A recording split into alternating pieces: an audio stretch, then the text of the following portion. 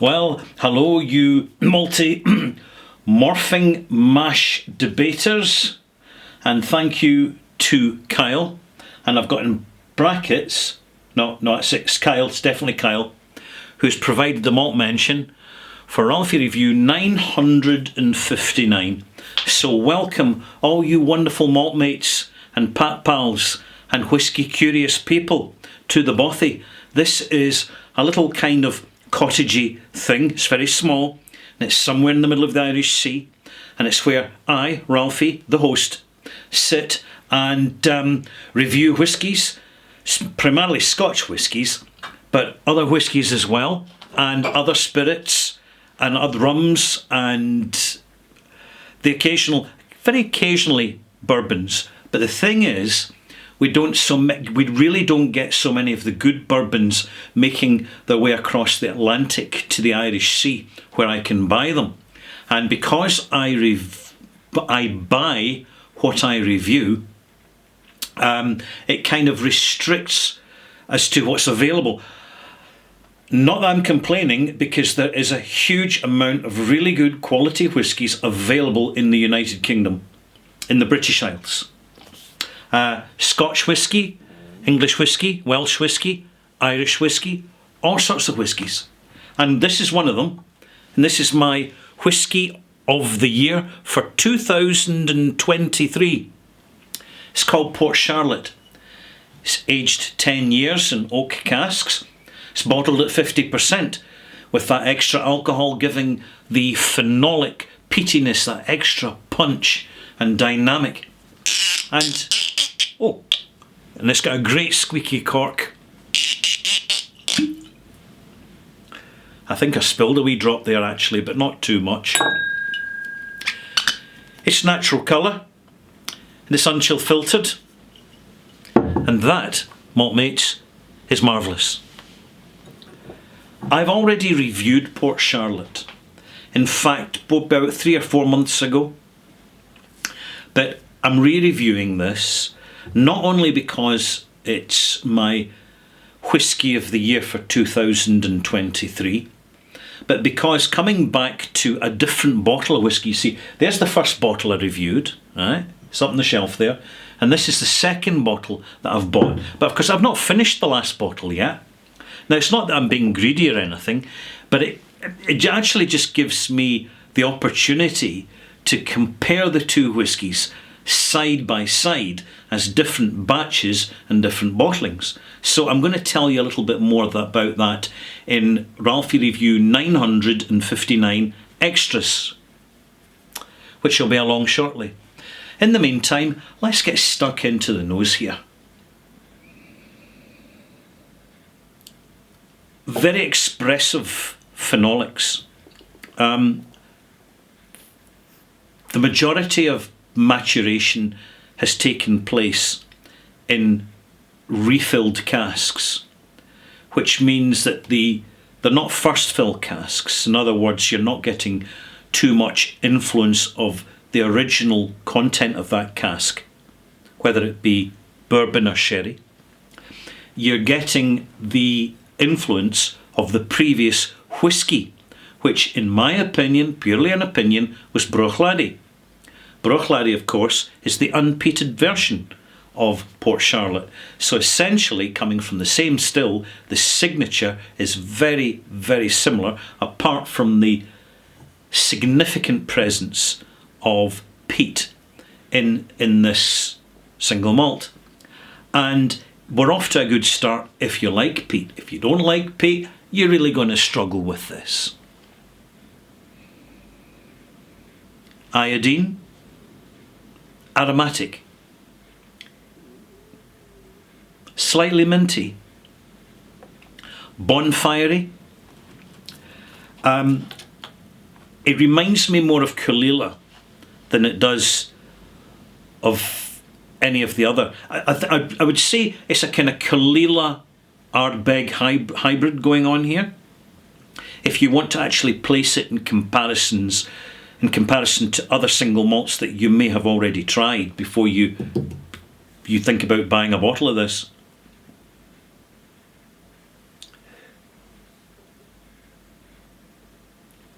raisin, some fresh apple, a little bit of banana in the background, apricot, slight Turkish delight note as well in the nose.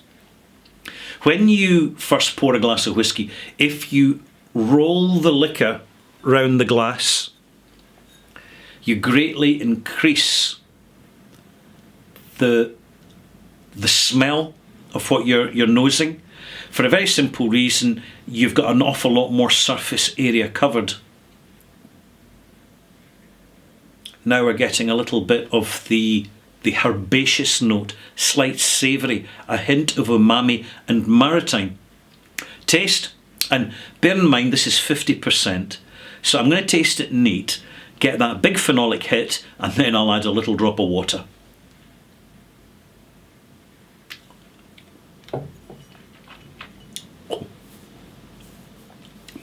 Surprisingly restrained, quite gingery, slight hint of chilli in the finish, but clean and fresh. Some lovely vanilla threads right through from the arrival to the finish, which become manifest in the development after the initial phenolic shock that you get on the arrival. Definitely, if I would get one descriptor for this, it's medicinal. It's real cough lozenge, menthol mint, wintergreen, euthymol, slight ammonia, and I don't mean that in a bad way, I mean it in a good way. That iodine thing, the maritime, ever so slightly fish sauce. I think I'll add some water to this now. 50%. I'm adding 1 full teaspoon, so that's 5 millilitres, but I won't be adding much more, because what I'm noticing with this is it transitions. From the moment you add water to this whisky, the initial experience is that the phenolics are amplified. They become more aggressive, more dramatic, but then they subsidise and it comes a little bit more citrus, phenolic citrus, and then after about 15 to 20 minutes it changes direction again in the palate, and this is caused by the release of the flavour molecules actually bonding to the alcohol. So you get this pronounced, far more pronounced at a whisky bottle at 50% volume, such as this is, than you would even at 46, and certainly a lot more than if it was bottled at the minimum strength of 40%, which would also require it to be chill filtered. Which you're just getting, as soon as you buy any peated whisky at 40% chill filtered, you're getting less of an experience. That's my opinion and I'm sticking to it. So I've added a teaspoonful of water to this. I've given it a couple of minutes. Let's have a wee nosedive again and see how we're getting on. Softer, sweeter, a little bit more confectionery, more barley sugar, more honey and more vanilla. So it's more rounded. Taste.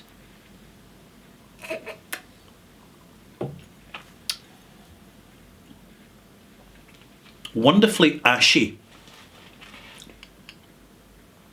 You're not getting this. What you are getting is the phenolic presence becoming more articulate, more characterful.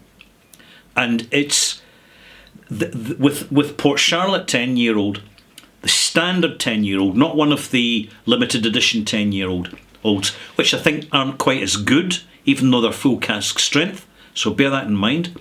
And they're almost double the price.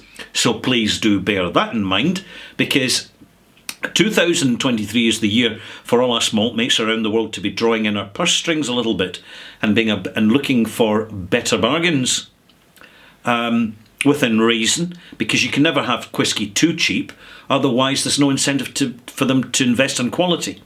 We have to pay a certain amount to ensure that we get the quality for what we're looking for, and it's certainly delivered with style in this single malt.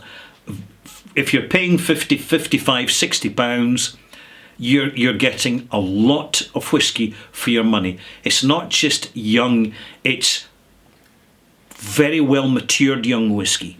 So it's 10 years. I suspect there's a little bit of older whisky in this that gives that extra depth and roundness, particularly in the development. But it's what literally one of the top class contemporary single malt heavily peated whiskies that you can find on the shelves of shops at this moment in time. I'm going to have another taste now before we give the malt mark.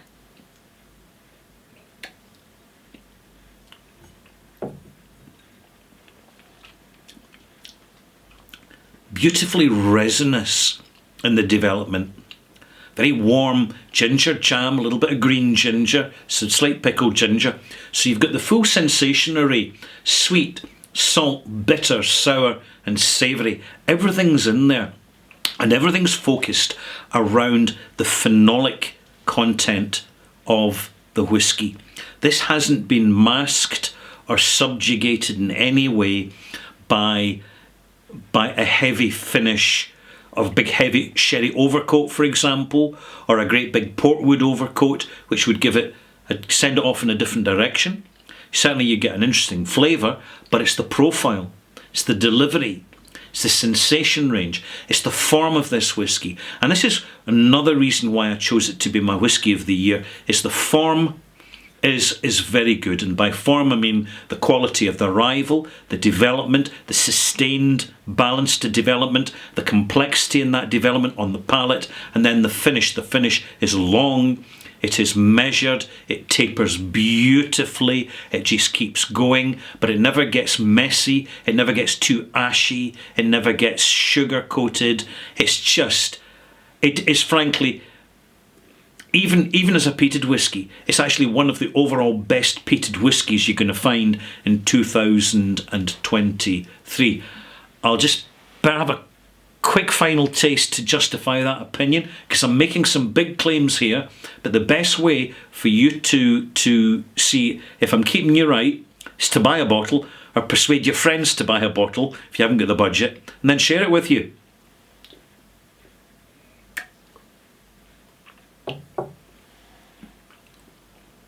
Wonderful layered sweet and sour textured arrival, expands in the development, ginger, bit of Turkish delight, that rose water, that slight, you wouldn't believe you'd find a floral note in here, but as it goes through, there's that rich honeysuckle note, and that slight, quite lily, that intense fragrant lily you get.